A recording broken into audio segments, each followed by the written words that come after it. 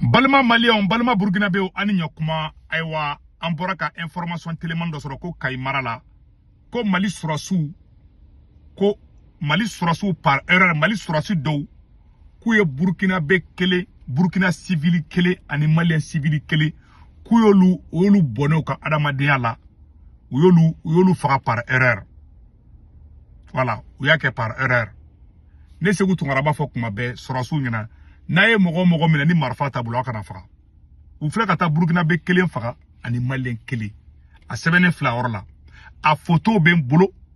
ou photo mogo munu Burkina be mun faga Malien mun faro be photo be ne bolo mene tabla réseau ka or ko samba fo nga surasi ngemo ngena ay kuma surasu fe ni koina. On dit que l'ennemi de la révolution c'est la confusion ni ma dabla ambeke Somalia ambeke Soudan wallahi amay jamana imagine a jamana de ambe ko le fagabi et puis a chama prévu benebolo ni mogo bala na ne ka inbox ne ba chima ni mogo bala ne ba imagi chima wallahi ye anga surasu ye Burkina be do faga ni a imagi be kasi ye Malien ni Burkina be faga ni imagi wallahi ne se ko tungara kashira metla ka vocalu kala ni mogo chiente be imagi chima ne tentable réseau ka ni mogo bala ne ba chima Burkina be ba to na jamu fo Malien to ko Ali Terera maraga de du Burkina Be, Otoko Mamadou Sissé. Bon, maintenant, vocali Kalamé, Jaka vocal n'a pas fait. A Mali armée Kadine, armée Befanate. Mais armée Mougomou Koufara, aïe, comment Surasu fait la discipline de armée Kono. Ni madame la guerre civile, mais oui. Parce que Alanya met tout le quoi, il souffre Fana Surasu et erreur de pour la première fois, bophobie. Quand il souffre Surasu Fana, quand il fera erreur que quoi, t'as un balma d'offra. On est à Dombagadoy. Tiens, erreur. Quand il me casse niveau mina, dans ma colosie. Abe ngina Francisco nama kolosi abe ngina bina jara ko abe ke yere kala de ala kan gisoma ere ka armée ne be kan kuma fo e ngina ne e klobina e sigile e be ka dumuni ke e ka me ko Mali Surasu filaka e denga bo ka be ta ka ci do la rodo e ka balika me ko Mali Surasu e marfa chula o be bema parce que ni afo do ta fama me na yi soro de ba don boni de karawe ijo anga janga ni vocal la me folo nan clara ambe doko tawla so mo ko basite no ngo ibado anga kay maray ayala men aban no ko mse kulubale dega min kere no afora beya me min kera beya yi e siternitiki munu faka anya kuma uke ala nana ke ranfor nana kai bo jensara anga sigida ubela flaw kene anga dugula fla site no fla betara dongo bene bele ni fen kera ne fle bamako ya uberansa imam bedima voilà fla site fla betara voilà pesa sorasu be dugu kono be to ka Patrick e wula kono nan nona ala mede anga barakela munumbe wula kono bandute unana mo fla de faka kuno voilà mo fla mi fakara fana bo olu ye nyoka minke o panikera ko bolla ka do tukono o done tukono we tasma do tula tasma e tujini unara ka mo no ka kisekula ku faka me kelembe o bolo kono ndenta ko yo betike o bolo kono ndenta betike lendo voilà o de ngombo de nyafinyana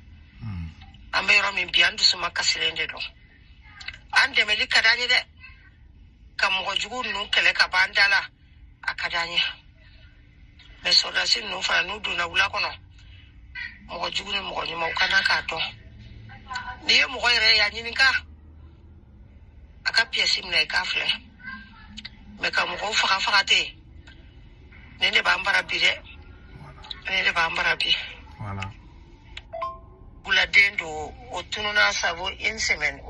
et puis yanenga tar vocal to la ambalma donso fana mena conseil de donso ma anya me ko donso anye image do ye Mali donso do ube ka mo do uye tero uye jadisu faka ku soko teke choko do la ka exposer choko do la mbo conseil de donso ma donso aw ko gadne aw dans soko aw kana ke an dembe réseaux sociaux inka ni bandu ye kodo ke korot ka fana ko jogona sike akono ke aw dabla parce que ni erem ye doso ke e den sigile o nyaba fala be ka mogoni fin faga abi den resra nya folo demiseni bebe réseau kan al demiseni santan be réseau kan bi aba kawere ka famille de koson ni den ni gelela abal den bla ka crime ke a image manga bla réseau kan c'est des mauvaises images ne ay drone ma se kalaje mbada u dusu bolundu na e mu faga dro a faga bana ma akana mogo exposer chuko do amain quoi abe na clinique Liberia kala de ko c'est pas bon aya dabla aw dans ce ko do so nga bonya bawi anga ambalom so ka kuma to la me bon ni mi faga kene maraka dendo maraka dumbe bo bita baraka bita fenyi ne robe ni flene bi min kera ni da ani munu be saji ka bekele iska boru barade nyoron kade do anara anga wula kono ubena ino ubena barake iske kolboy mbeke no fembe sorala una no baradla wole mina ka faka tiaro ni mo kene na we ari mo mina na we ayi awa mina na we patrike la we mo mina de na we amina awa fuye awa nyine ka ibe bomi ka pieso ni pièce table ou bien ni fermière bonire o mo jugu reteni o mo jugu reteni wallahi o mbembulo da kurale ka o mo jugu teni voilà ken bonana ni la abonana ni la katla bulo kono no betikara ka bala me ofuna be seka ke chukole mo faga wechi ai ala walim olude atike mo wala de atike wa antado cheni bulo kono denta ya betikara ka bala a photo be bene bulu akera anga dugude la fegi anga wula kono fegi akera ile akera anga wula re kono fegi akera ile cheni bebado abe na bora wula kono abe na dukono ube na juma salu fe ube na dukono nala ube dumunu ka ube taka ubu ka baradla ubu dahir mere nyina ko fete soro na fara go anyara de mo betuka nyoko fara faga afra ka gelene voilà la te marakade do atoy ali tirera afai hame tirera abai umu jabi flanai wani mi faka nyokon fe o Burkina Bere o toy Mamadou Cissé voilà afai Adama Cissé abai Maimouna Cissé ni barande kera ambe korosili fede ambe la kanani fede mais munu be na nakana nawe mo gomina ay sega like o kana green ka mo faga voilà cheni borana ni la fu voilà cheni borana ni la fu voilà mo ga yawe kisa kala ka faga ka tasma jini aduna tasma ko awe tasma bla bina ajinina awe kisa kala bulo tike kun a photo be a photo taraw a photo be no aywa nini madabla Mali population rebe marfata armée contre la abe armée mabe mangoya do ni Mali surasu man dabla na simi goitani capitaine na ma kuma ka surasu fe kan dabla a benin koranache kalenti ba Mali beke Somali Mali beke Soudan ne tendo de mogo ne somo fa ne ben tasarela ma que ce côté soit clair ni ne somo fa ne be moins que ne fana ni ne suron fana ben tasarela parce que ka kuma wote ka mewo ne te dora don mi mo de somo fa ki ya fa ko ni don ne fana ben tasarela que ce côté soit clair parce que ka fo ne be ka ni kuma fo depuis ibeka clé ntara fefe bi depuis asimi ma ke président ni active malla ça il faut le dire armée de bena ni ya bi mogo chama marfa ta Mali contre la sorola ni ngona sou de fait ne ba chama témoin don après vous badembe de boulot ou brara do ma ka do mne ko misiu ku ka misiu meno la ku fa angara me mogo do yake ado be fanga kono bi chama me ka marfa e ma mulu be ka marfa ta contre la nous qui s'est il damna bila ou te rekili il recule jamais abe do fa do rebe na abe do parce que ni hada de déterminer nous ne mo fa ka ba fa ka ga so mo fa na marfa ta kama wallahi aba ale ba ni de di ma quoi atadabla abe ka ni mu ke tanto a kelebe ka ce niveau mina nte français blende nte algérien blende ni ya were ka jugu ni jugu kolon demu me armée mo do la na ma ni jugu imboy kelenti ban kelen ba to tasisan parce que ni ka population rebe na kelesa armée nga population fenge mogo de be qui plaignait bien nga surasu contre la femme baby surasi bete de ali irisu ka surasu par erreur olu fana ne yɛrɛ dɔn maga do ye dɛ billahi tallahi ne wula bi a tigi bɛ irisiw fɛ ka o ye petini min faga wallahi a ka irisi ko ye fadi mais irisiw ka sɔrɔsiw y'a faga ça c'est une vérité ne b'a fɛn caman mɛ tulo cɛ kan mais a sera sa n ka kuma ten e min b'i jɔ ko Segu Tunkara nin dabila dɔ dabila n'u y'i fa faga don o i dangaden ni ne ka kuma digiri la parce que ne i b'a dɔn farafin c'est inconscience malo dɔ bɛ farafin dɔw la quoi farafin bɛɛ tɛ dɛ ni ko turu ma se mun ma o t'a dɔn ko kojugu don quoi e sigilen bɛ Bamakɔ kɔnɔ i bɛ ka malokini dun i bɛ ka to sɔri kɔnɔ i sigila ka fɔ ko Mali sɔrɔsiw filila ka tɛgɛ i fa faga i fa bɔtɔ misiri la bere b'a bolo u jatigɛra u bolo ko jatigɛ wale ma o ye marifa ci i fa la fo k'i sa i tɛ kɛ armée fɛ mɔgɔ i fa faga i tɛ ko fɛ mɔgɔ i ba faga i tɛ ko fɛ armée mɔgɔ minnu bɛ élément minnu bɛ nin ko na n'a ma dabila a bɛ armée nege bɔ Mali a bɛ commencer ka tiɲɛna ne yɛrɛ bɛ ka armée ye cogo dɔ la sa a bɛ ka ne yɛrɛ siran quoi moi en tant que grand défenseur de l'armée malienne je commence à me décourager parce que a bɛ ka mɔgɔ faga de la ça il faut le dire a bɛ fɔ de quoi n'a ma dabila a bɛ na plainte caman sɔrɔ ɲa yɔrɔ fan bɛɛ Malien dɔw yɛrɛ de bɛ wuli Bamakɔ yɔrɔ bɛɛ ka taa plainte tigɛ aw yɛrɛ contre la ni y'a Asimi n'a ma fɛɛrɛ sigi na ni kɔrɔnɛ cɛ a bɛ taa CPI la parce que a bɛ ka fɔ a preuve bɛɛ a bɛɛ bɛ ka documenter ne yɛrɛ b'a caman kalama ne tɛ ka n da don a la de ne ma sɔn ka n da don a la ne jamais a tɛ fɔ ko ne Segu Tunkara wulila ko ka taga pays étranger dɔ la ko ka taa n ka jamana plainte don n ka jamana contre la ala k'o jigin kɔnɔ pour le moment parce que mɔgɔninfin man ka kuma mais a bɛ ka kɛ dɛ avec preuve à l'appui n'a ma kuma armée mɔgɔ fɛ o ka dabila billahi tallahi a bɛ armée goya bɛɛ bi aw de bɛ ni ne bɛ ka fanga don i m'a ye billahi ne ni mun kuma a ko ne ma ko Bila Jara ka mɔgɔ b'i minɛ k'i ka carte lajɛ mais ko ni Mali sɔrɔsiw dɔw seri ma o bɛ wari de dili la fɛn caman bɛ yen même ma ko ka pour raison de sécurité même c'est à dire a ka ɲi sa an ka ka ɲi cɛ u ka sabali quoi franchement et puis a ye nin cɛ fana ka kuma la ma plainte baden de bɛ yen an ka nin fana lamɛn tantɔ maliyɛn bɛɛ lajɛlen ka nin lamɛn. Dorun ta ka jan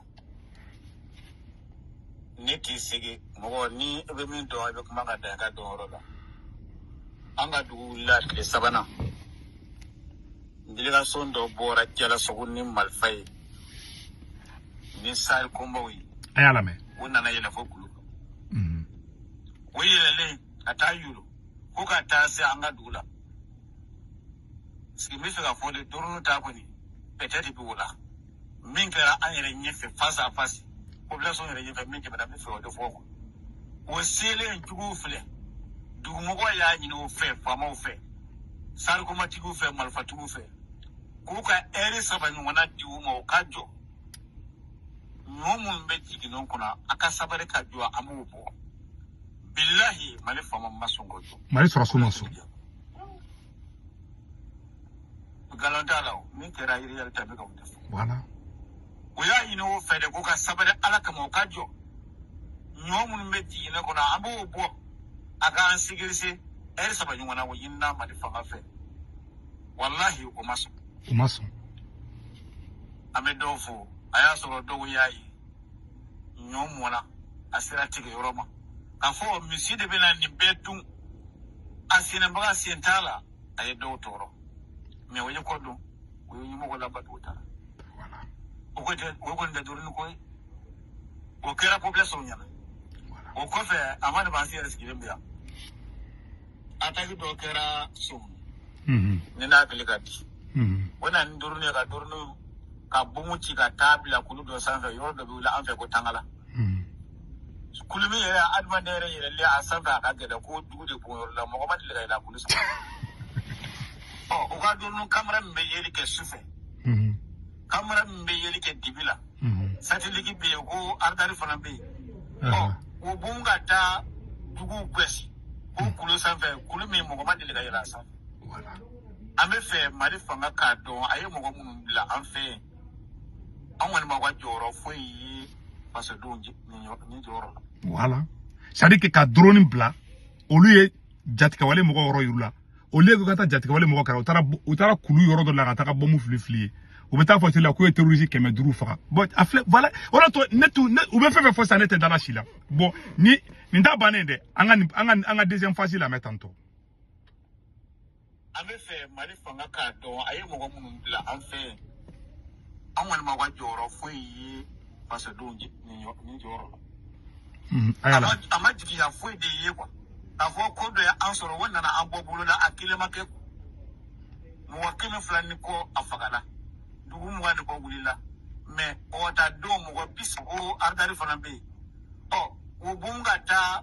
dugu kwesi ko kulu sanfe kulu me mo ma dele ga yira sa ame fe mari fanga ka do aye mo ko mun bila an fe an wani ma wa joro foi parce que do ni joro ama jigi ya foi de ye kwa afo ko do ya ansoro wonna na abobulu da akile make mo wakile fulani ko afagala dugu mo wani ko gulila me ota do mo ko bisaba ni do ne de fatura so be la do kan ota 37 personnes ota do mo ko bisaba ani wuro na fatula do ngele hali sini sogoma ja sogona ota kilometre joli na chala c'est 20 km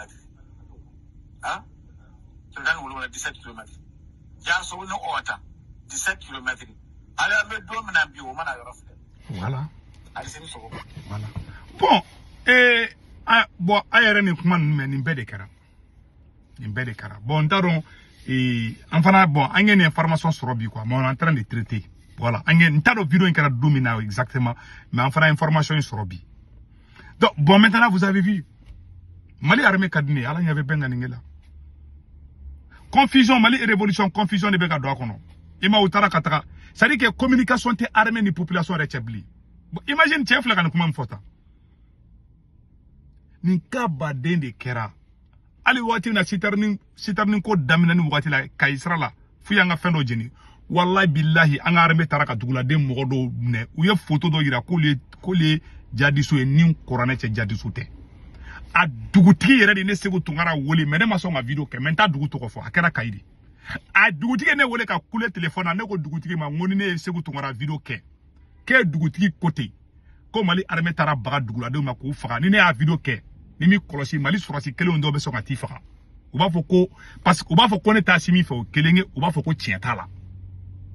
parce que ni jamana joran galon ka ni galon kera galon et répercussion doro do dini ne ma so nga video ke wallahi dugutigi de ne wuli ni ala anakrati avokali ben ko ali sini ay vokali chima ko ngake kan na be sa nya deli kala famia akana video mani ngole o ka boka kuma mba de aka dane droma parce que ne te faka problème soro parce que confindo be ni ne bora o ba foko no ko asimi de ko man ne dron wallahi billahi ne te mfaso labla mama ti Mali fe ne be dodo ala ka ben nakashi mama be Mali jugala ala ka beta chien ne te Mali fe ne be do bon te digi do la tu sais urotan dembe ani sogolon dembe urotan de onolo kuma na be nyon famia ala ka klinyuma dambema mbemu fo ngeni ngabo kuma la Assimi Goïta ni ma kuma armée fait na ma communiquer ni armée yi kanu ko ndabla kele nti ban billahi ta'ala be armée goya be awa abe fanga do binaka mogo de la sang ni akti munu be ka ken ni korane cha be fanga de don terroriste la malen chama be be bina jaraka mogo fe ka tema Mali surasuka ko parce que Mali surasu do munu e wufa binaka mogo te suma foni ibagaroluma kono olte sima mais surasi de biye ka kere ali yere fadugula itse ka wuli ka ta logo nyinna itse ka tiga foro la bli ere be ka saramunu nya no ye jadisu ye olu yere be hina ela ka temali ka armeka o de be ka kebi ay fusir nun kola pourquoi surasu tse ka mogo mene ni marfa be mogo do bola bi se ka marfa chola mais marfa te mogo bolo ko yotro ko fara parce que dro ka sikale mbola o ye mundi mais Assimi na mani ko na ma frère sirin ko na abela ban pays ma ne bora kuma la Mali fait be France Italie Espagne Angleterre Amérique Canada ka warchi no gala be Sendwave application télécharger à photo fleni